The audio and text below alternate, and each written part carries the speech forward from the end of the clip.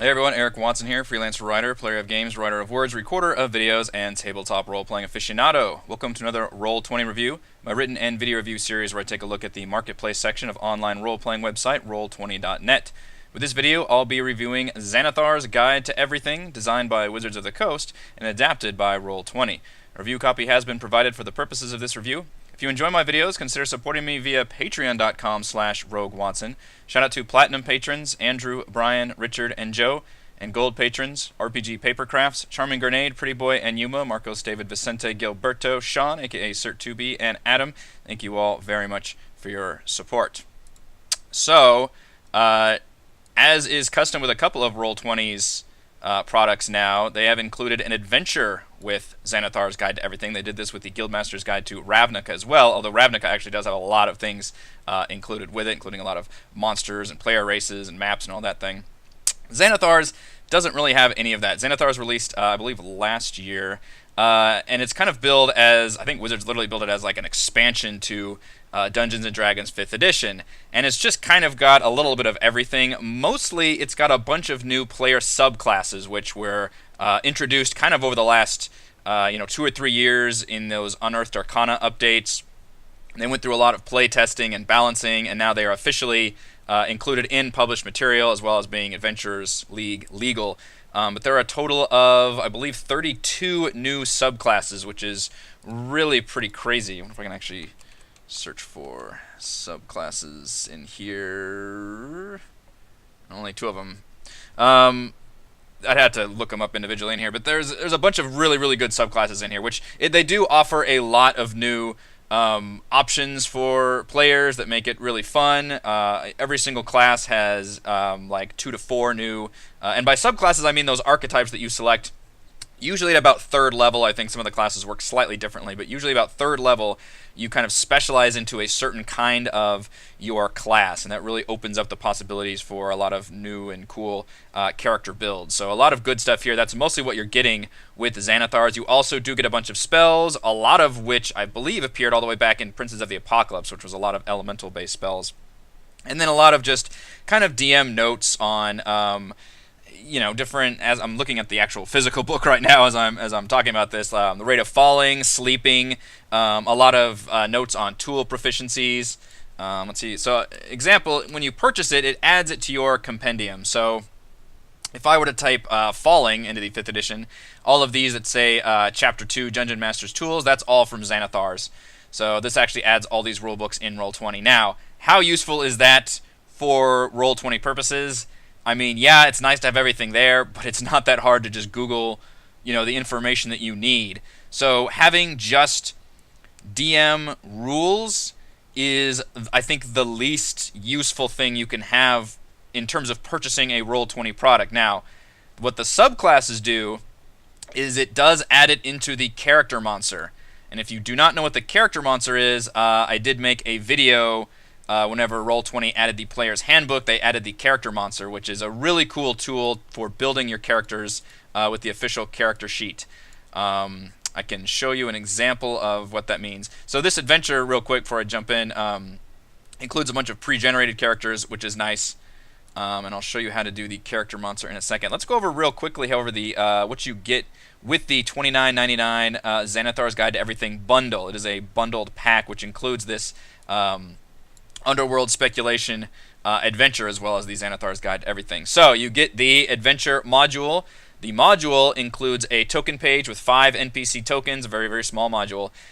7 pre-generated level 3 character sheets with matching tokens, which you can see all of them right here. Really nice token art for everybody, and there's really pretty solid character classes, and they all take advantage of, obviously, Xanathar's Guide to Everything subclasses. So like the rogue is an inquisitive rogue, for example. It includes a random battle map page, as I said, the token page, 1 full DM map with dynamic lighting, and then 2 player maps, one of which is a 5-foot grid, and the other is a 10-foot grid for the included adventure. So everything is mapped, and it's basically like just a big dungeon crawl, which translates very well for Roll20 purposes.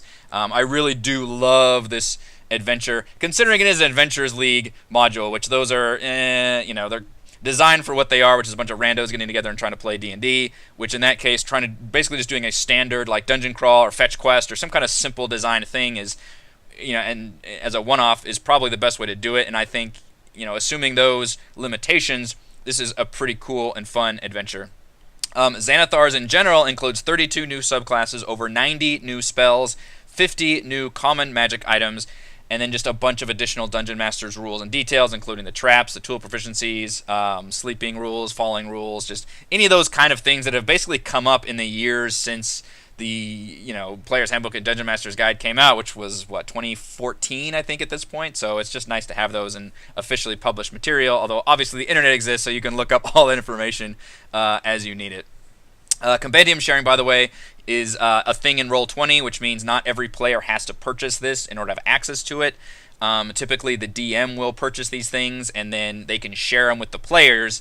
And obviously, my point of advice is if you're doing that, then let your players, pony up and chip in to the dough, and then that brings the cost way down. That being said, as my initial final thoughts for Xanathar's Guide, it is probably the least useful and least important Roll20 adaptation to have. It's still really nice to have, and if you are basically only playing D&D and Roll20 and you're playing it a lot, then you probably just want to go ahead and get all the official stuff in there, because I do think the character monster is really, really nice and helpful. It's everything in life. You want to pay money to make less time to doing something, and that is partly what's here.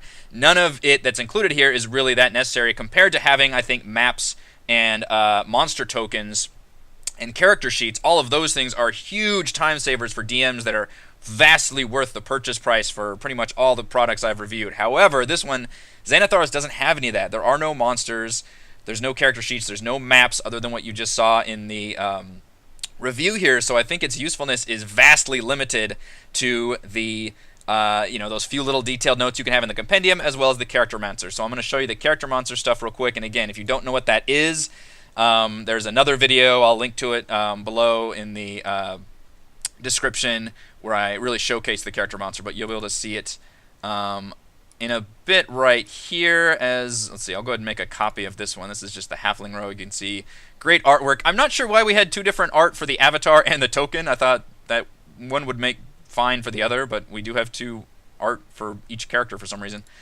We'll duplicate it, so I won't mess with that one just in case. And the character monster, when it first came out, was just a way to create characters. So it let you make a level 1 character with the official D&D character sheet for Roll20. And it was really nice, but it was limited to that. But now they've recently, and I say recently as in the last, I think, month, literally when Xanathars came out, I think this was part of the update, you can actually use the character monster for leveling up. So you would literally click on this button on the gear icon. It even says, Xanathar's Guide to Everything is coming soon. They need to update that, obviously. And you click Next. And now I can easily update. I can change if I want a multi-class, choose my archetype. I want to show specifically new Xanathar's things, which means I think I need to level up to level like 9, which lets me do that. You can see automatically my hit points are going up. If I wanted to, I could, I guess, roll for all of those hit points. Yep. Which is a little below average, I believe. That's just a nice feature, or I can take the average.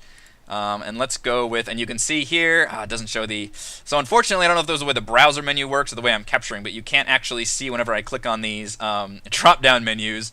But when I select one, now you can see it says Inquisitive, Mastermind. So if I didn't have Xanathars, I would only be able to see the ones that had Player's Handbook on them.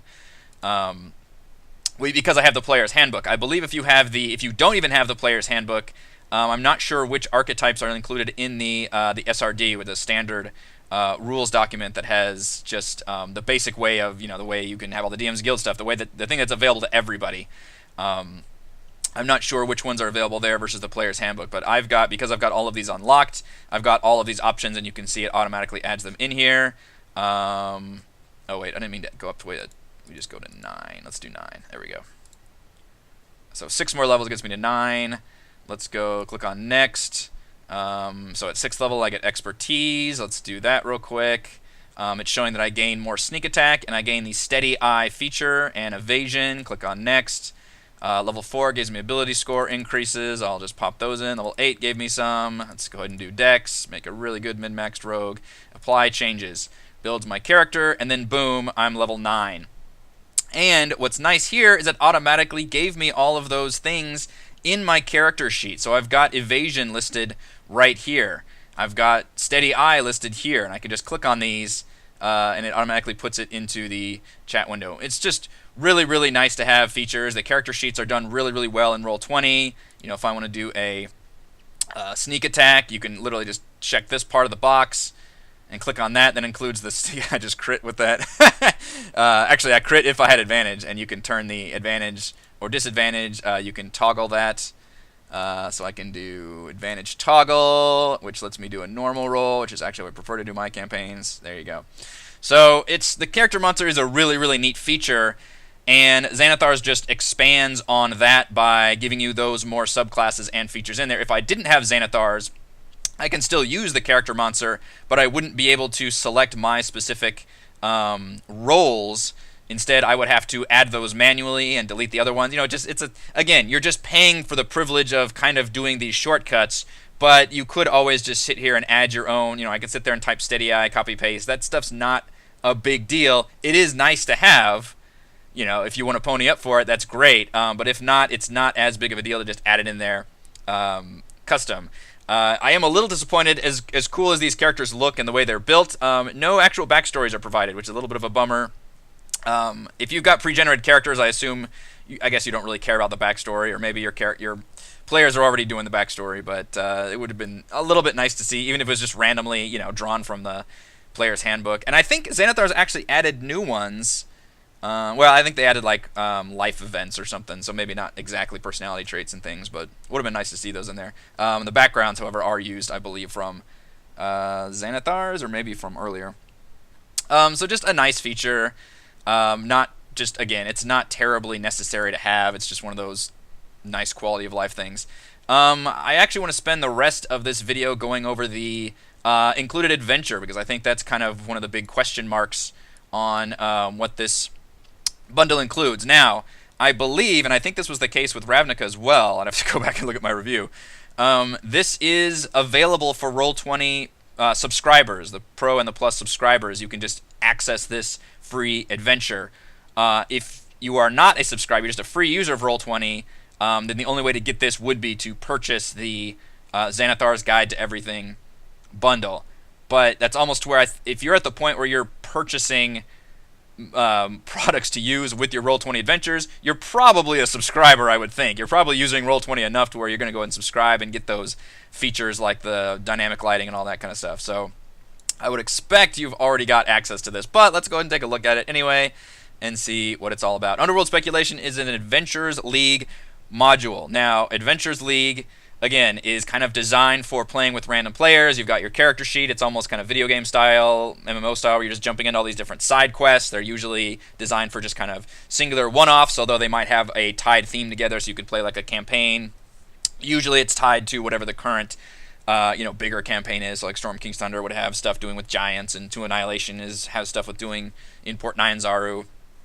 This one is a Xanathar's tie-in, because it just has to do with Xanathar. Now, what's interesting here is that Wizards later, their last adventure, the last one was Dungeons of the Mad Mage, and before that was Dragon Heist, which does feature the Xanathar, who's a beholder crime lord in Waterdeep, as a possible foe and NPC. So this could serve as an interesting introduction to that. Now, it is designed for a party of 5 level 3 characters, because even Wizards realizes that the low levels suck.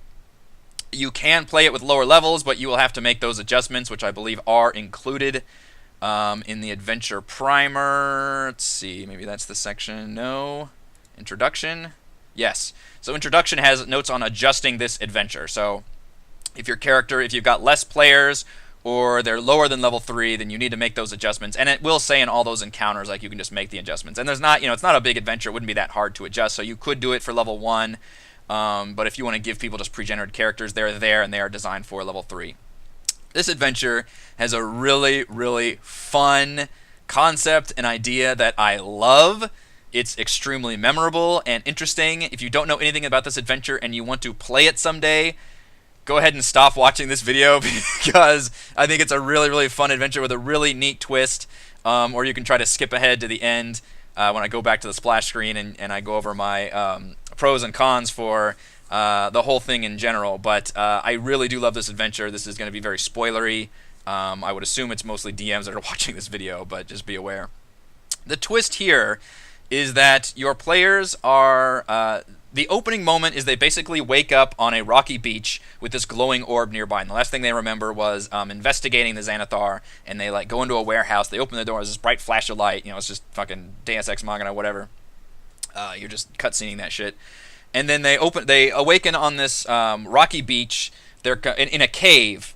So they're completely surrounded in a dark cave. There's this one glowing orb, and then there's a pool of water. And the orb has the essence of an aboleth that was defeated by the Xanathar. That's also spoilery. The player's not supposed to know that. The orb instead is supposed to be this kind, benevolent spirit that offers to get the players out of this situation, and then gives them the ability to breathe water for essentially the remainder of this adventure.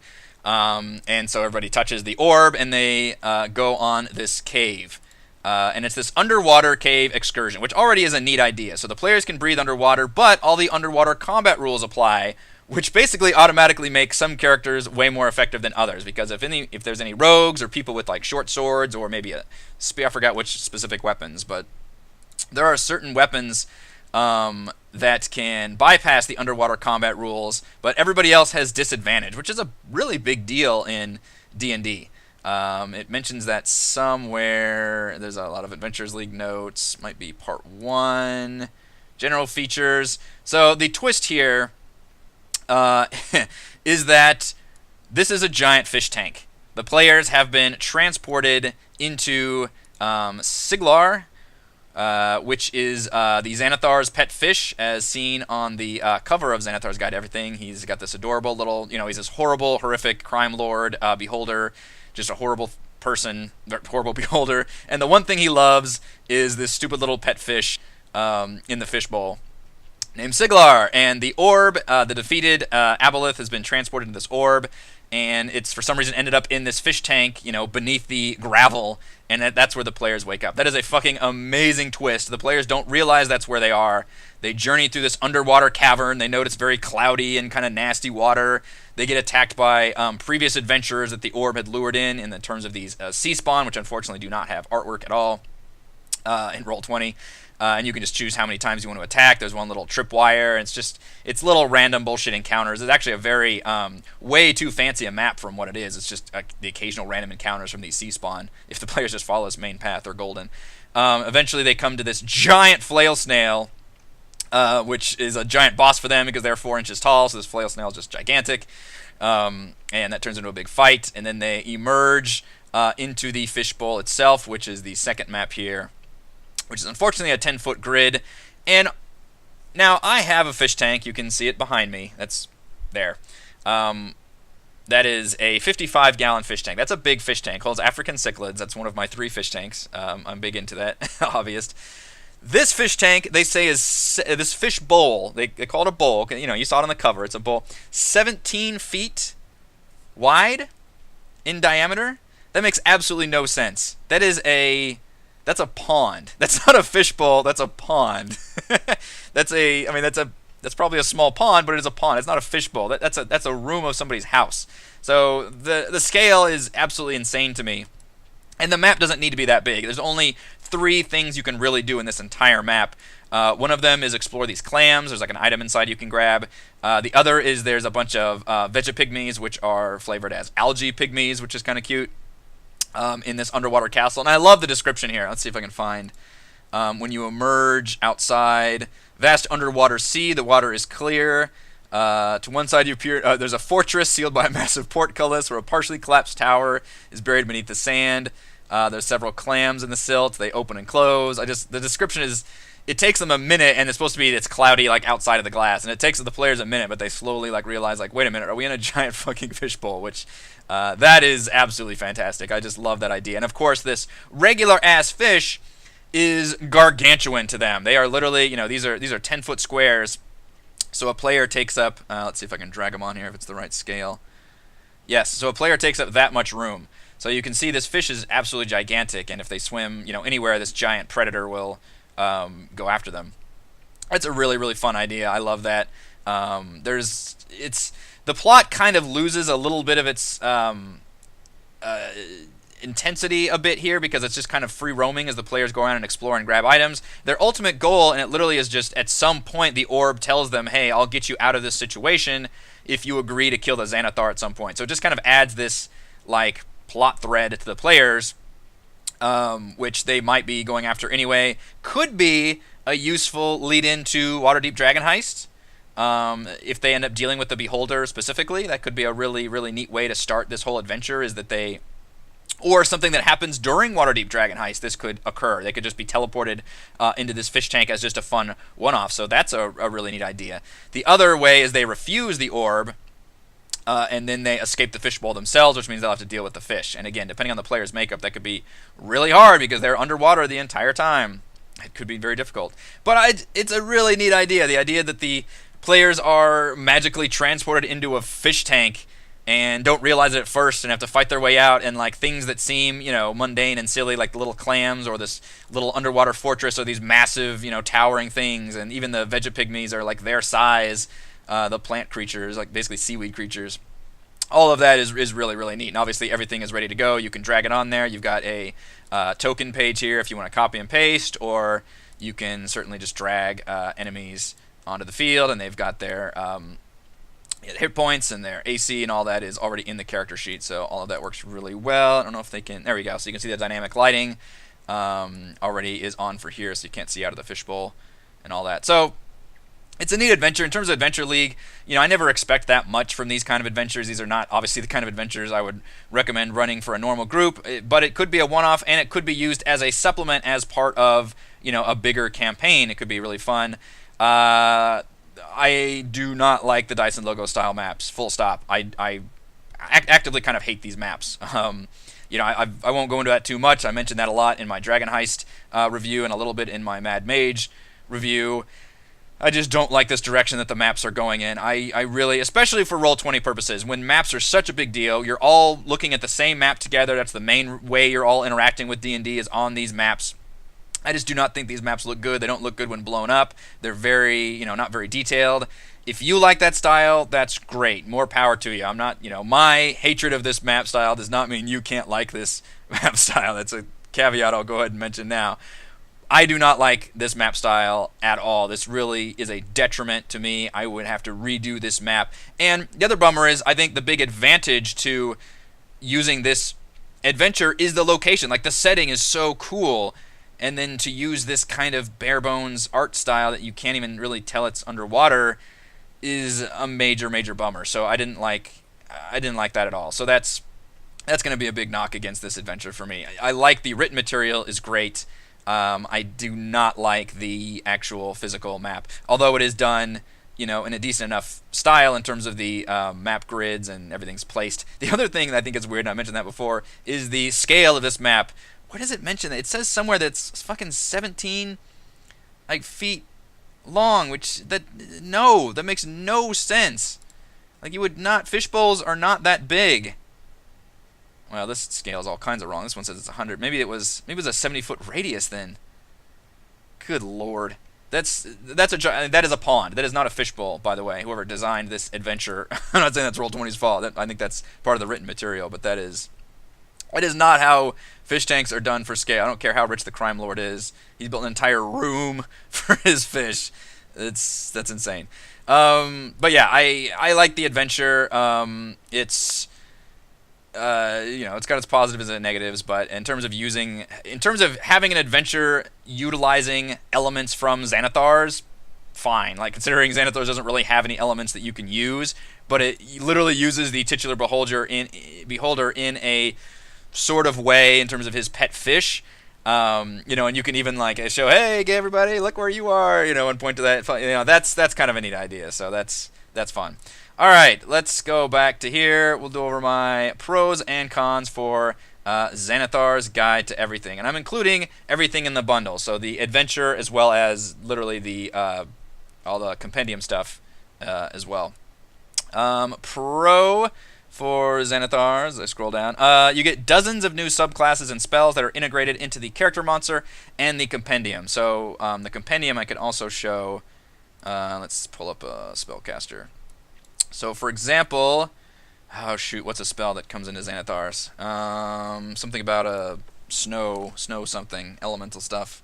Okay, so here's one. Snillock Snowball Swarm. XGE tells you that's a Xanathar spell, and if I want this spell, I can drag it. Hopefully this will work. There it is. So I literally just dragged it from the compendium into the character sheet, and it appeared right here. I can click that, click at level 2, and it instantly just works. That's, again, a fantastic shortcut, but there's nothing stopping you from just adding a custom spell and entering all that information manually. It's just not. Like, yes, it's nice to have. It is a pro that is included, but in terms of Roll20 uses, it's just a little not quite as useful. The included adventure Underworld Speculation is a lot of fun with an incredibly memorable twist. I think it's a really neat idea to transport the characters into a giant fish tank and they don't realize that's where they are. Give them water breathing but still have all the difficulties of underwater combat, and then just some fun kind of combat encounters in there, so that's a neat idea. The pre-generated characters have great token art and all use new content from Xanathars. I always like to have pre-generated characters included in these things, and I think they're done all really well. There's a lot of characters here. They've all got good artwork. I presumably Roll20 actually just provided all this artwork. And they all have different subclasses from Xanathars, which is cool. The cons, the Dyson logo style map, I don't like it. I do not like those kind of ink stitched up maps. I never like them for Roll20 purposes, and that's all we get here. I think it looks bad on Roll20. And con, Xanathars just doesn't include any new maps or creature sheets or tokens, which those are the most useful things to have in Roll20. Those are the biggest shortcuts to have. The Mordenkainens, the Monster Manual, Volos, all of those are really, really good to have. I don't actually know if Volos is in Roll20 yet. Those are all good to have in Roll20 because that gives you all these tokens. All that shit is prepared for you. You can just take that and drag it onto your adventure. It's such a big, useful shortcut for DMs. Whereas having those character sheet additions, they're nice, and it's kind of the same thing where it's a shortcut, but it's not nearly as much of a... It doesn't save you nearly as much work as having like the token art and all that shit already set up. Like, you can custom do all that. I certainly have. I've done entire campaigns where I've had to custom do all of that shit myself. And having the published adventures adapted by Roll20 works so much better. But Xanathars is probably ultimately the least useful to have because its shortcuts are just not... They don't save you nearly as much time. It's just saving you that time from having to type in that stuff on your character sheet. Which isn't to say I don't recommend this. The stuff that's there is good, but if you're staring down the line of like, man, I've got all these other things to purchase, should I purchase the other ones first? I would say yes. Or if you're saying, I already purchased a bunch, do I really need this one? I would say maybe. If your players are going to chip in and you all want to use the new subclasses, then yeah, it probably is a good time. And you're all playing in Roll20 a lot, then yeah, it's a good time saver. But ultimately, if you're really picking and choosing which ones you want to buy, this is probably an easy one to skip. So final verdict for Xanathar. Xanathar's Guide to Everything includes lots of useful new options for players and DMs, and the included Adventures League adventure is a lot of fun, but without maps or tokens, the content is the least useful of all the Roll20 adaptations. So thank you to everyone for watching this video review. You can see my written review at roguewatson.com. You can support my work at patreon.com/roguewatson, and you can follow our own D&D adventures here on my YouTube channel. Thank you.